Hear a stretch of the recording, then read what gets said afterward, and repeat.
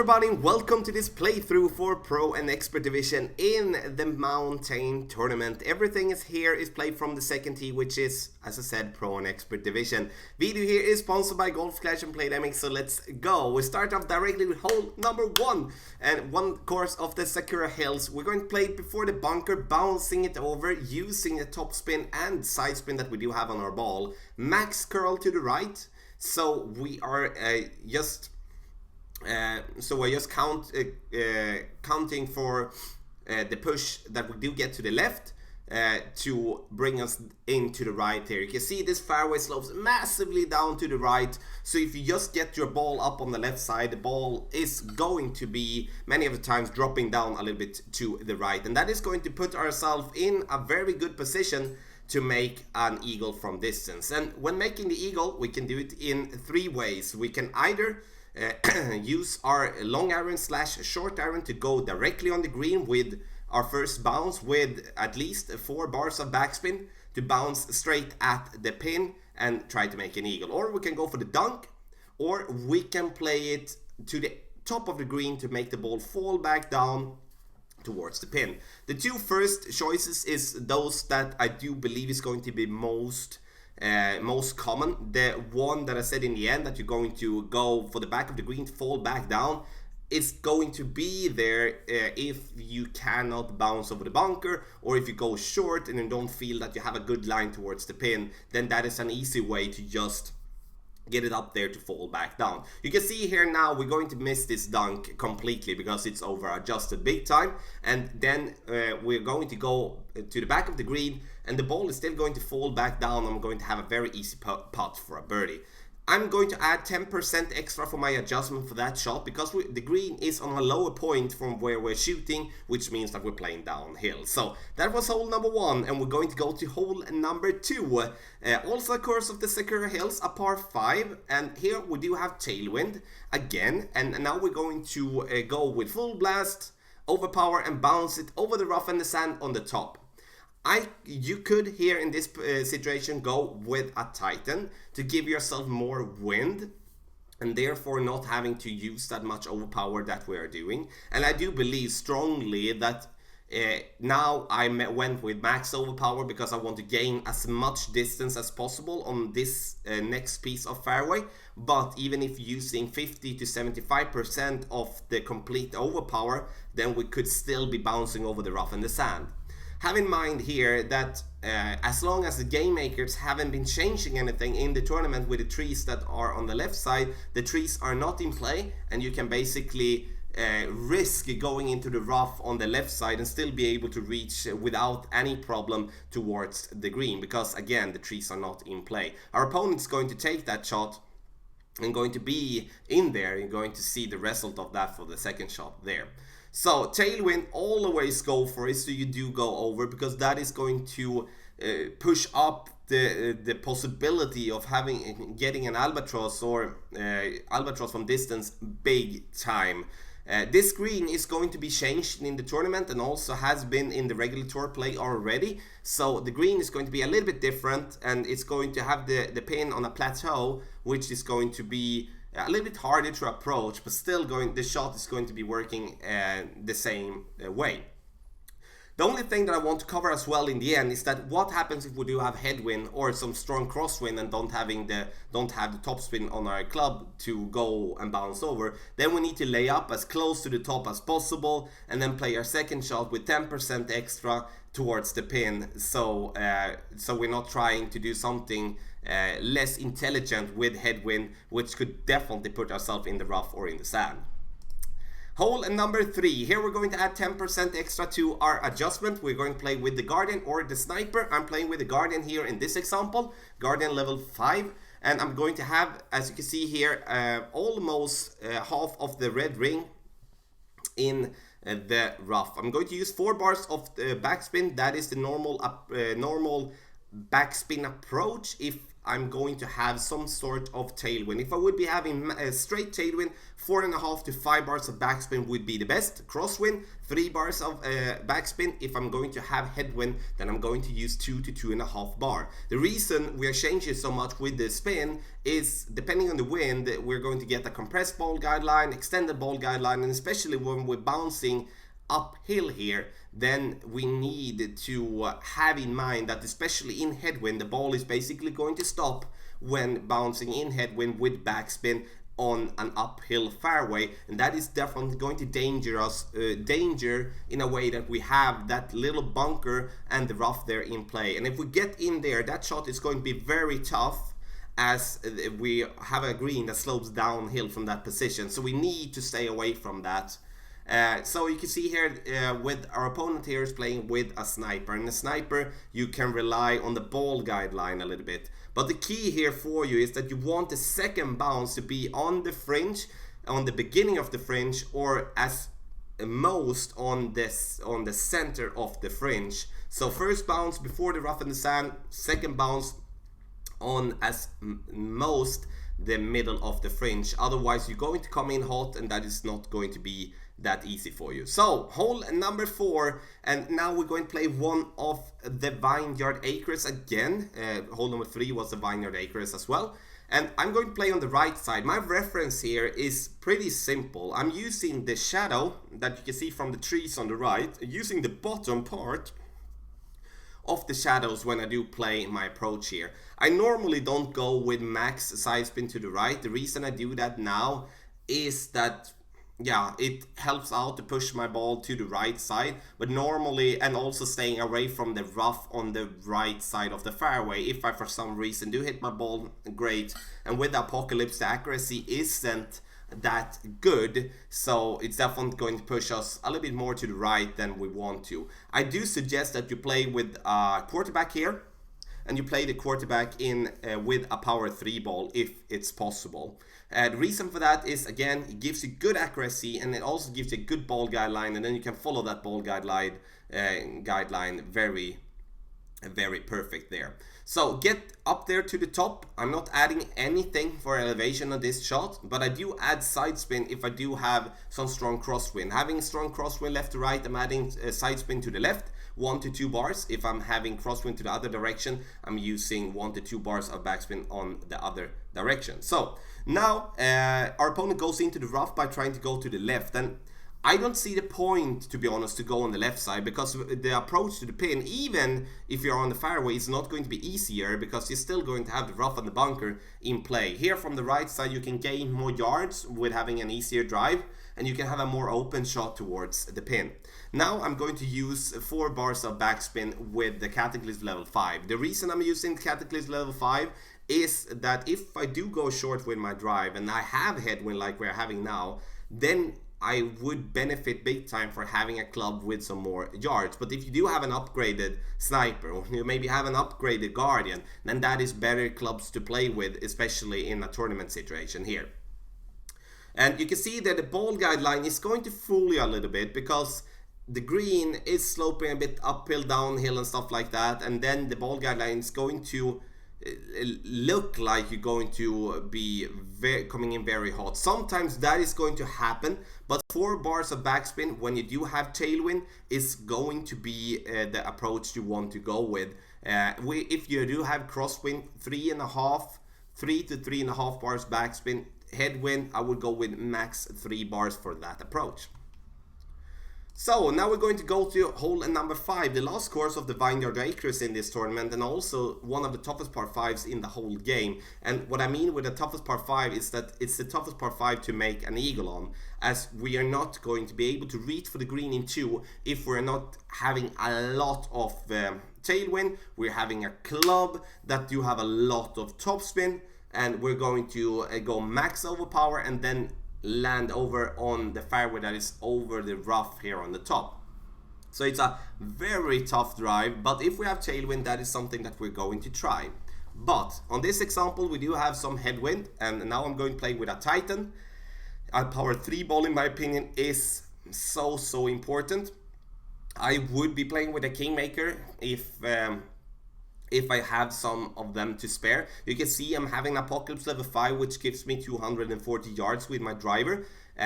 It's not necessary to play with a club like that. In this type of wind, you can even play with a quarterback in this type of wind, because the thing that you want to do is to get yourself as close to the rough on top as possible. So the closer you are to the top, the easier the second shot is going to be. I'm adding 10% extra for this adjustment as we are playing downhill, so it's very important to have that in mind, and that is from max distance of my club. For the second shot, it's very important to pick a club that do give you a lot of distance. The Sniper level 7 is not that club. I would rather play with a Cataclysm level 1 than I would be playing with a Sniper level 7, because it's going to be very tough for our opponent here to do something good, especially here in headwind. So the thing is, look at the left side of the screen real quick. You see the gap between the trees there. That is the gap we're going to aim for many of the times. Why? Because we do want to get as far to the left as possible with our second shot, so we do have an open line towards the pin, so we potentially can have a good opportunity for an eagle. Now look at the trees. Our opponent has no chance whatsoever to go straight at the pin and has to slice it because all the trees there are in play. Now I'm having the Cataclysm level 5 again, and with the yards that you have with the Cataclysm, with the power 3 ball, also the top spin, I'm going to be able to go straight forward and giving myself, with a little bit of luck, a more open shot with a thorn or a long iron than I would be having if I would be going left. Now I'm going not full overpower. The reason I'm not doing that is because I do want to control it a little bit more, so I'm not giving myself a shot in the rough on the right side, because in the rough on the right side and not getting this much of yards I'm doing now, then we're basically dead, because then we need to slice with a rough iron, and that is going to be even harder. So either you go that play that I did, or you're going to play in the gap of the trees and play the rough bump. Important for me to say that you need to play with the rough bump, so you bounce in the rough, roll out to the fairway, and then you have a wood club towards the pin. And if you're going to play that play and you feel confident that you will have enough yards with your drive so you can rough bump with a sniper or a guardian, then play with those clubs instead, because that shot is going to, the third shot is going to be way easier from that position with a sniper or the guardian. And you can hear me, there's a lot of talks now, and we're going to see what type of wind we're going to have in the tournament. But basically, to summarize everything is, if we do have tailwind, we need a club with a good amount of topspin and a good amount of distance. So we can either use a big topper, if we have it in at least level 4, in my opinion, using a power 5 ball like a berserker or a snow globe ball, max topspin, and then we need to go with max overpower, trying to bounce over the rough. Or in the rough to roll out on the fairway. Or we're using a Thor's Hammer 6 or 7 or an Apocalypse level 7. Or maybe 6 if the tailwind is very strong. Otherwise I wouldn't be trying that approach with tailwind. Otherwise we're going to play conservative, lay up in front, and then play it as I did describe for the other holes. So you can see here, having the thorn, going for the back of the green instead of trying to go for the pin, so I'm not going to put the trees in play. Using a decent amount of backspin, 4 or 5 bars, so we get the ball to stop on the top, to fall back down for a potential eagle from distance. So now we're going to go to hole number 6, and I would classify this one as for being not maybe the easiest hole overall in the tournament, but definitely the easiest par 3 for us to make in hole in one. The thing that we want to do is that we want to use the pin as a reference with a ball guideline, and then we're going to move the ball guideline 2 squares of the right side of the pin, because the green slopes down to the left, as you can see here, even though I know it's hard when the screen is so small. But that is going to be the play there. We're going to use our general backspin approach with 3 bars of backspin if we're having a crosswind with a little bit of tailwind, or just crosswind. If we would be having any form of headwind, we would remove a little bit of backspin, going with 2.5 bar if we have crosswind combined with headwind, and then we would be going with 2 bars if we would be having headwind completely. Tailwind, I would consider going with 4 bars of backspin to just make my ball stop. now I'm using 1 bar of side spin to the right as well, and you don't have to do it, but it's something that you could help yourself by controlling the bounce a little bit, so we're not, especially with crosswind, so we're not getting pushed completely out to the left or completely out to the right. I'm adding 10% extra to my adjustment from where I'm standing, so I can be spot on with my numbers. Now you can see with the rings I'm do over adjust, and that is going to make our ball to come a little bit too much up to the right of the green. Having slight amount of curl to the right will not help either, so you can see here coming up too much to the right, we're basically 3.5 squares from instead of 2 with our landing position there on the green, and that is definitely not going to be helpful for us when we're going to go for the hole-in-one. But you can see the point that I was trying to make in the beginning, that the green kind of like lets the ball slope down towards the pin no matter where you are. So if you just hit the green, you're going to have a very easy birdie at least, or you're going to have an ace. So now we're going to play hole number 7, which is also going to be one of the Glen Monarch estate. This is going to be a possible eagle hole, but the thing that we do have here is that we can play it in 2 ways. Otherwise, we're going to play it short as our opponent is doing there, and then we're going to have a wood club towards the pin, which is potentially going to help us out, especially if we're not feeling comfortable going with the approach that I'm showing now. Now I'm going to play my club with 10% extra from the position I am, in between medium and maximum distance of my club. So I'm playing 6 rings here, max side spin to the right, and a little bit of curl combined with 1 bar of topspin. And that topspin is going to push us there to the top, and I'm going to roll, and we're going to get a very nice distance of our club. 320 yards will work perfectly for our drive here, especially for the approach that we're going to do now for the second shot. You can see here now our opponent is going to be able to play at the pin. The problem and the mistake I believe my opponent is doing is that he or she is not using a ball with a lot of side spin. If I would be playing this approach, I would be at least be playing with a quasar, but most likely with a kingmaker or with a katana. So I have the side spin, so I can stay away from the risk of clipping the rough as our opponent is doing now. There. The approach for that shot is not with any elevation adjustment, so we are just playing it as it is. Now I'm going to want to play the max backspin approach with my thorn, and I'm going to have the second bounce as a reference here. That is going to be around 3 squares on top of the pin. By use, I'm going to land on the fringe there. The problem is that is too little. We need to go with 1 square more. Now you can see it's basically 3 green squares that we do from where we have our second bounce, like from the distance from the pin. But in headwind, we need to over adjust it more, because as you can see here now, we're coming in right in line, but the problem is that we're not gaining too much of distance for the roll to roll back, and that is going to be a problem. And with tailwind, that was an excellent approach with the thorn.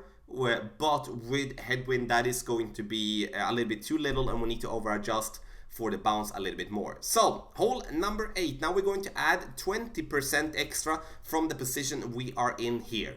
4 bars of backspin I'm going to use in this example, 1 bar of side spin. You can see here that my ball guide line is way shorter than the pin stance, but that is because we're going to have an extended ball guide line with tailwind.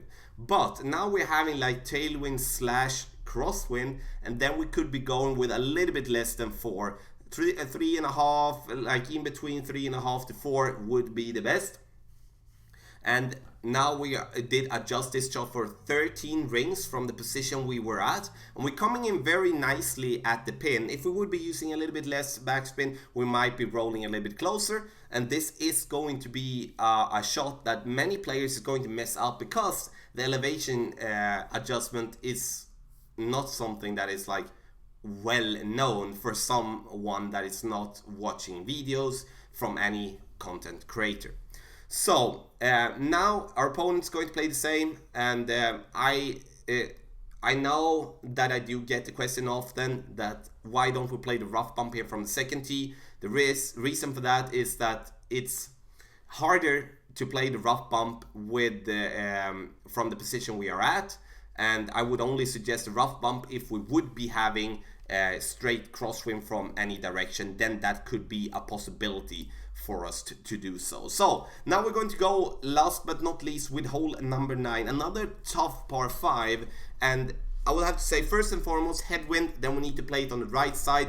Never try to go over the water there. If having headwind, then you're most likely going to put yourself in the water and lose one shot. We're adding 10% extra to this adjustment for our drive because we're playing downhill, and then the ball is going to be more time in the air and therefore going to be affected more by the wind.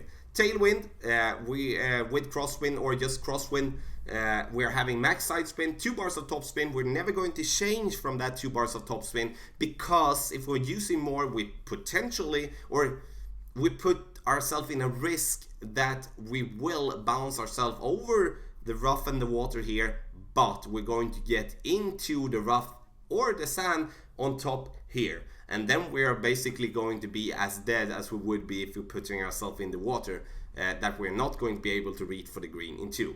From this position we are now, we definitely have a really good chance to make the green in 2.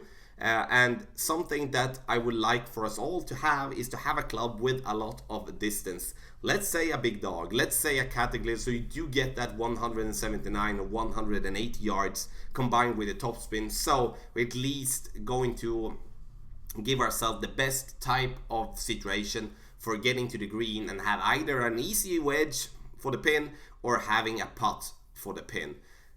This, in my opinion, is not an albatross hole. The pin stands so hard for us to approach that we're going to be very lucky, combined with, of course, a lot of skill, to be able to make the albatross. But you can see we have bunkers on the whole side of the left side, and we have basically no room to go towards the pin if we're not having like a very strong tailwind, and we can use a lot of side spin and curl coming in from the right side. But I would not want to push it that hard, because if I push it too hard, or if we push it too hard, the risk of getting into the rough or in the sand and endangering the eagle is definitely going to be something there, and not something that I would sign up to do, and not something I would sign up to suggest to you as a player either, because it is too tough.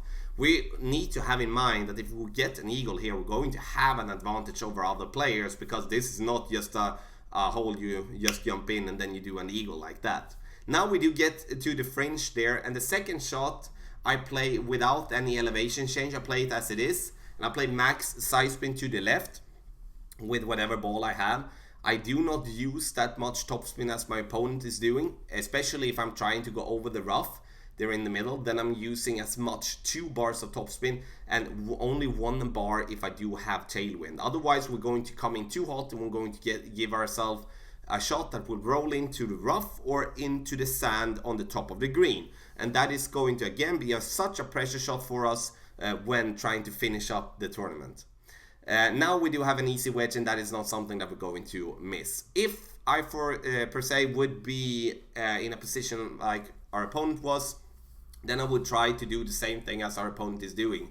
Try to bounce, our first bounce on the fairway, second bounce in the rough, to roll out, to have a wedge, even though it is a little bit of distance to the pin, but at least have a wedge, so we can go at the pin instead of being in the rough or in the sand. So, ladies and gentlemen, this was a playthrough for Pro and Expert Division in the Mountain Tournament. Do not forget to check the video description down below.